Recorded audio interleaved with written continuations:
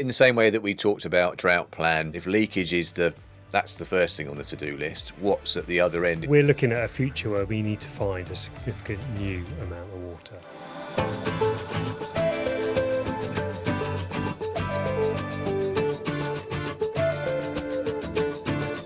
Welcome to the Portsmouth Water podcast. My name's Joel Hufford, your host today, and today we're talking about drought with Jim Barker and Liz Newell-Smith. So I'm Jim Barker, I'm Head of Water Resources at Portsmouth Water, and it's effectively my job to make sure there's water coming out of the taps in 50 years' time. I'm Liz Newell-Smith and I'm the Water Resources Manager at Portsmouth Water, and I am currently leading on the drought plan. In today's episode, we're going to talk about drought, including a number of things. What is drought? Why it's important to plan for drought? And also as well, what customers can do to help in a drought situation. And then looking longer term, how we can be more sustainable in the water that we use. Right. So either of you can answer this question. Can you just talk about what drought actually is in terms of its official definition versus what people in the street may think a drought is, in terms of, we've had a few sunny weeks and water companies are talking about drought. So what is drought in terms of its official definition? Drought is an exceptional shortage of rainfall, effectively, but drought is a massively overused word, right? So drought has a legal definition from a water company, water planning point of view, and we define what is drought for our particular area, and every water company defines what drought means for them as a water supplier. Newspapers and the media define drought as anything that's a bit dry and the sun's out, and governments and kind of the emergency response of UK PLC defines it even more rigorously than we do. So drought is a misnomer, really. For us, for Portsmouth, so we get all our water from the ground, from chalk. Underneath the chalk downs is a big old lump of chalk that when rain falls in the winter, it percolates down, sits in the chalk, and we take it in summer when we need it. We take it all year round, but particularly in summer. So we define chalk as when define drought as when levels in the chalk are such that we are going to struggle to keep supplying water. So for us, that's our specific. Yeah, and that's the key thing, is that it is different for every company depending on where they get their water from. So, for example, for our neighbours, Southern Water, they get a lot of their water from surface water. So their definition of drought will be different because they look at different trigger levels based on river flows, for example. So yeah, ours is very much on groundwater. One thing I was going to ask about was to give people some perspective. What's the worst drought that the UK has ever experienced? Because a lot of people of a certain age, I was born in 1973, so I was only 3 when it happened, will talk about... you just answered your question then. We'll talk about the 76 drought, which affected a lot of the UK. People remember signs on motorways telling people to save water, standpipes in the street, so you didn't have water coming out of your taps in your house. You had to go to a tap in the street and fill up a bucket and take it home. That's what a lot of people remember. Is that the worst we've experienced, or has there been tougher than that? In terms of Portsmouth Water, that's when we last had restrictions, and we haven't had to implement any sort of restrictions since 1976.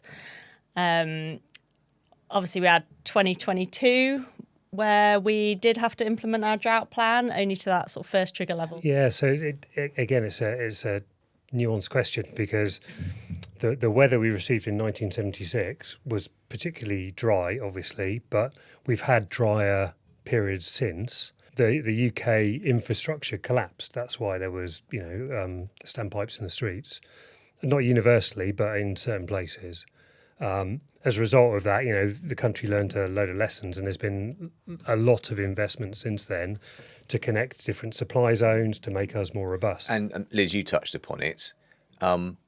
People may remember times where their water company has said you can't use your hosepipe, and then Mrs. Miggins, who's 2 miles down the road, that's covered by a different water company, they're fine to use their hosepipe. How much of a challenge is that for a water company to say to customers, we need you to do your bit? Yeah, it's definitely a challenge. So it's getting the comms right. And well, ultimately, I think it's the education side of things as well, and making people aware of what that drought means in that particular area. We work really closely with other companies in the southeast. We keep on top of everybody's position and which companies are implementing what at what time. So we kind of know when, for example, Southern or anyone else are going to start upping their comms, and we try and align that. People just want stuff to work. So having to explain a message that's behind the scenes and how the gubbins works is always tricky. But I think that the best thing we can do is link everything back to things that are really obvious. So, year to date, this year we've had a lot less rainfall than we'd normally expect. Fact, and really obvious to everyone. If you look outside the window, the grass is going brown.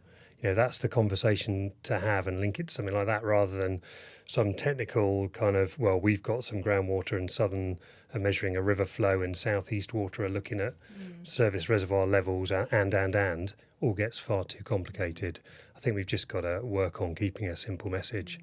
So Jim mentioned, Liz, that you're in charge of pulling together Portsmouth Water's drought plan. Yes, yeah.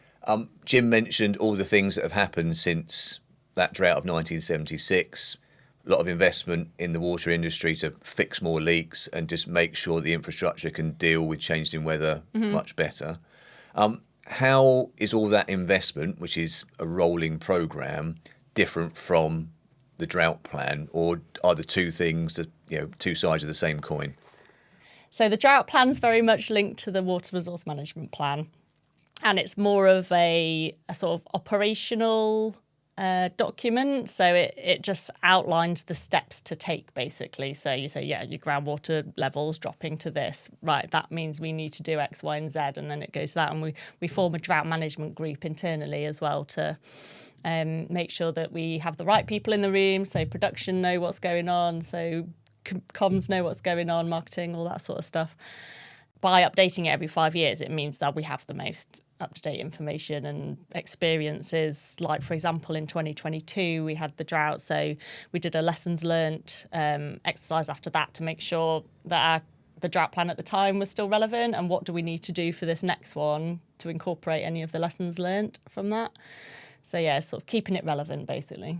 Is the drought plan something you have to do, yes, or is it an option, a nice to have? No, it's a statutory plan that we have to do. To many people it may seem obvious, but can you talk about what the impact of a drought could be, particularly if we have one that gets more severe because of the ongoing issues with weather and water availability? Well, where to start? So we're not... I guess everyone thinks of drought as in, hosepipe bans and perhaps pressure on water coming out taps. And that is a really big impact. But it's not just us, right? It's not just the water industry. So if you're looking at a drought, you're looking at essentially a long period of dry weather. So you're looking at the whole environment becoming drier. So that has an impact on people like farmers and that kind of community who, rely on their crops being watered. So you're looking at food security, you're looking at yields, you're looking at animal health and husbandry. If you've got herds of animals that are reliant on green pasture and stuff, then actually you have to probably look after them in a different way in a drought. So all of that stuff is happening. Less water in the environment means, things like river flows and wetland environments and places that rely on being damp for nature to survive, or nature that relies on places being damp, are all under threat and under stress. So as things start drying out. And then, of course, we've got people who want to use more water. So, a drought normally comes with warmer weather, not always, but comes with warmer weather, increased demand for water. So warmer weather, people want to drink more, they probably shower and bathe more, paddling pools, hose pipes for gardens, that kind of thing. So actually in a drought, normally we see people wanting to use more water, which puts pressure on us then trying to supply more water in an environment that has less water in it. So just everything gets more stressed effectively. And as Liz was saying earlier, we cross a threshold and we start talking to customers about, okay, it's now dry, it's looking quite stressful for supplies. Is there any way maybe you can use water slightly differently, use a bit less water maybe. And we start looking at things like our leakage levels, which, we look at every day of the week. We need to make sure, our systems are efficient anyway. But come a drought, we need to be on it. So we'll put more resource into mending leaks that are spotted for us. And then after that, if the drought continues to get worse and the stress in the environment gets more, then we kind of stop asking people to use less water and start doing things that kind of makes people use less water. And that's a really serious step, right? Taking away people's rights to do stuff. So we take away people's rights to use hose pipes. That's the hosepipe ban, the temporary use bans. And that's a big serious step, right? If you're telling someone they can't do something. So we'd only do that if we've passed all our drought triggers and it is officially a drought. Let's talk about the extremes of measures or actions you might need to take. So we've had a bit of a dry winter. You know that groundwater levels, water underground is low as a result because we've not had enough rain during the winter to recharge all the sources we draw upon. What's the first thing you would do under your drought plan? And at the other end of the spectrum, what's the most extreme thing you would do to kind of give people an idea of the top and bottom of the list of interventions? Yeah, so the first one is the increase in communications and marketing, just so that people are more aware of what's going on. And at the same time, the increase in leakage control. When the groundwater levels reduce further, then that will go to level 2, which is the temporary use bans. Yeah, there are a list of exceptions, like you say, and actually we do have all of those on our website as part of the drought plan. It's an appendix that you can download and have a look at all those restrictions. When you say temporary use ban, hosepipe ban, call it what you will, is that all your customers? Is it just household customers? What about businesses like car washes or other businesses that might use water? So it's not all customers, because obviously we've got our vulnerable customers as well. Yeah. So I think that's important to note that the vulnerable customers do get more. So that might be someone who's exemptions. got mobility issues for whatever reason. Exactly. So using a hosepipe is something, Yeah. or using a watering can is something they wouldn't be able to do very easily, if at all. And it doesn't affect businesses. That would come in the next stage, level 3. Yeah. Is level 4? Is that like the end level? No, so we've got a level in between. Oh, right, okay. Which is where we would apply for our drought permit. Okay. Which is basically, it would be requesting to the Environment Agency that we can increase abstraction at our drought permit source. And the Environment Agency is part of government, and they basically make sure there's not a free-for-all for taking water. It's done in an organised way. Yes, we would have to apply in the proper way. I mean, technically, there's a 3A and 3B. Okay, But, so 3A was? Non-essential use bans. Right. Which is the commercial. Okay. And then you've got the drought permit, and then it's your emergency plan. Which covers what? That sounds quite scary. That's where the drought plan ends and the emergency plan starts. So that's not within our remit. That's somebody else. Yeah. So by the time you get there, that's where public water supply is at risk. So that's where you might start entertaining the thought of rota cuts. So that is turning a section of your network off and rationing water to customers. Hasn't happened in the country anywhere since 1976. We'd be seeing government intervention at that point. So that's where COBRA's sitting and deciding where to put water. Back in 1976, that's when they appointed a drought minister to the cabinet. That's where it becomes a national scale issue. But just to be clear, so in our 158-year history, we've only ever put hosepipe bans. We only crossed level 2 once. So we plan for the worst and hope for the best. And I think it's worth giving people the perspective. I've got friends who live in Cyprus, and they rely pretty much exclusively on rainfall for their supplies.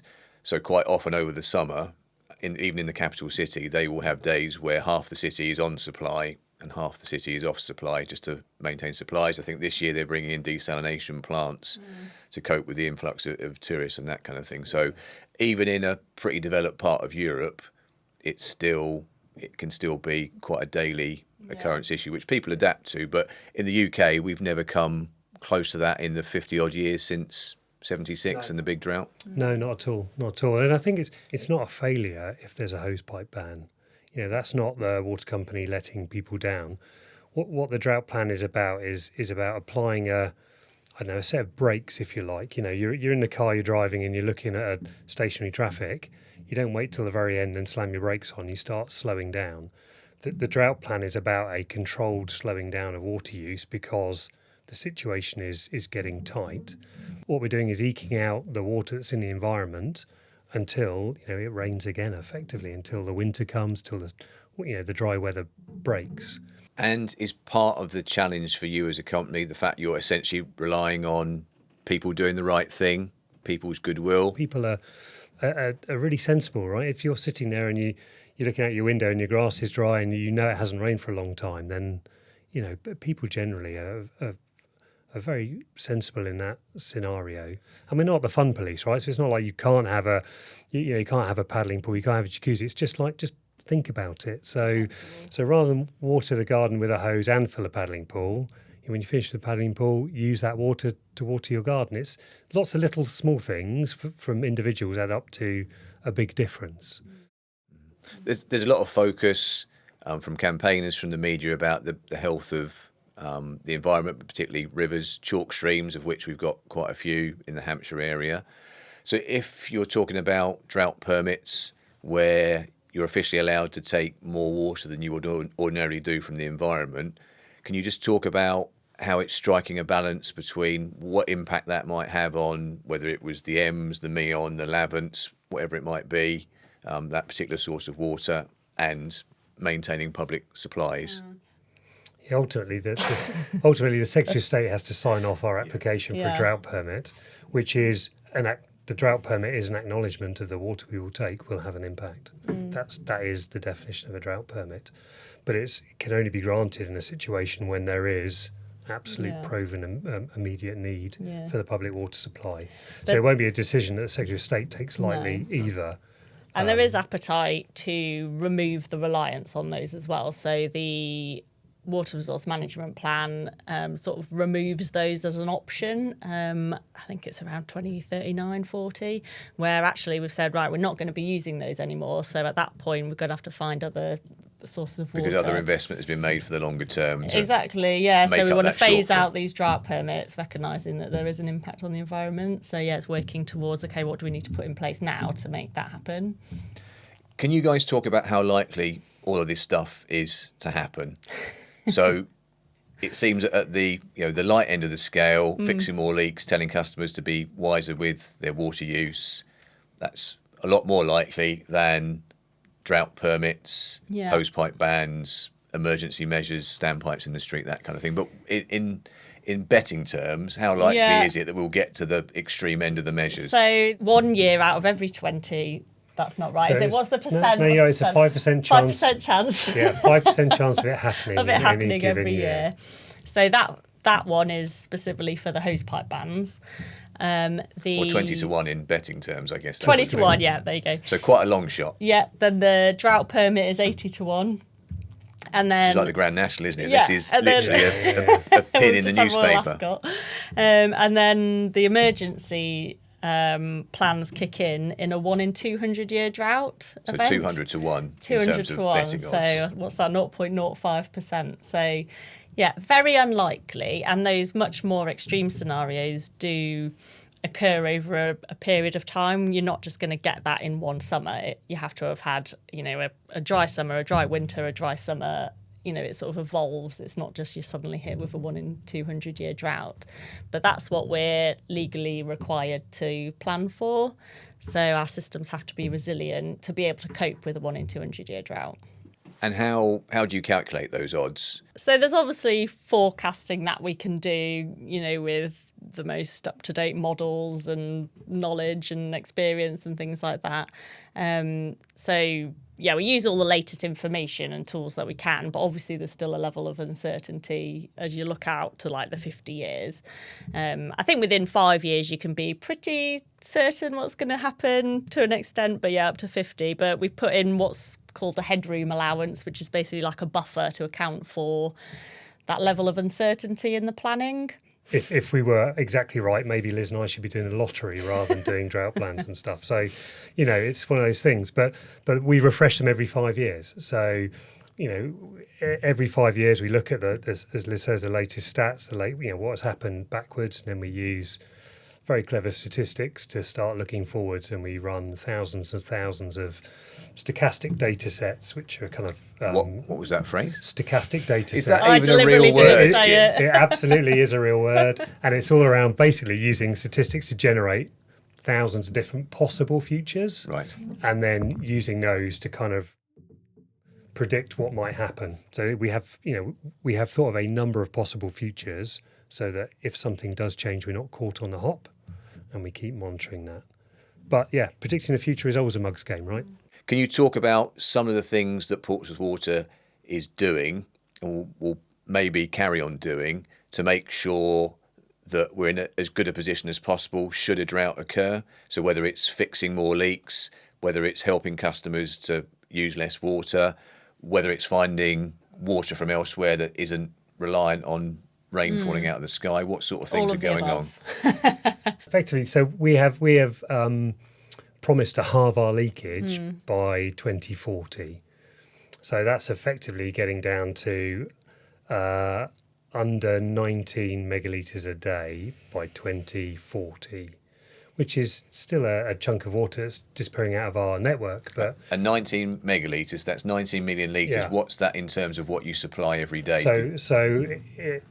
Every day we put in about 180, 185 megalitres a day. In the depths of winter, when it's grey, miserable and cold, actually that's down to about 140, 150.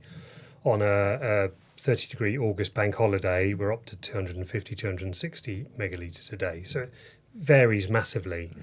And you may be asking, well, why can't you just fix your leaks, right? Well, That was the question that was in my mind. Funnily enough, I could see that coming, Joel. You've got to remember we've got, and this it's not an excuse, but we've got 3,500 kilometres of pipes, and those pipes are laid underground. And underground is not a static place, right? So every time it's cold weather, the ground contracts and moves, and it moves all our pipes. Every time there's dry weather, the ground dries, and then when it rains again, it expands. And the ground is constantly moving. And then a load of our pipes are under major roads. You've got heavy goods vehicles. Our pipes are basically laid in quite an aggressive environment. So they are always going to shake apart or split or burst under different situations. So zero leakage network can never exist. What we can get better at is finding and fixing those leaks. So we already do some really crazy stuff. So we've got a whole bunch of acoustic loggers, so microphones effectively attached to our network. And they wake up sort of 2-3 o'clock in the morning, and they stop and just listen to the pipes. And they wake up at that time because that's when road traffic and background noise is at a minimum. So they sit and listen, and then there's some clever software behind the scenes that takes all the sound files from all the microphones and listens for leaks and correlates. So sounds like you've got a leak 10 metres away, you've got a leak 20, and they correlate and they work out where those leaks are likely to be. We are working to fix leaks all the time. Right, all the time. It's a precious resource. It's a waste of everyone's time, effort, energy, money, resources for us to treat water only for it to disappear out of a pipe. It's frustrating for everyone. We have teams who are out 24/7 doing that work. So we are really pursuing every avenue we can, and technology is getting faster and faster. So no, absolutely. I can't remember where I started that question now, but absolutely leakage is kind of public enemy number one to water companies too. So in the same way that we talked about drought plan, easy thing is fix more leaks. The more extreme thing is emergency plan, standpipes in the street, aliens landing, all that kind of stuff.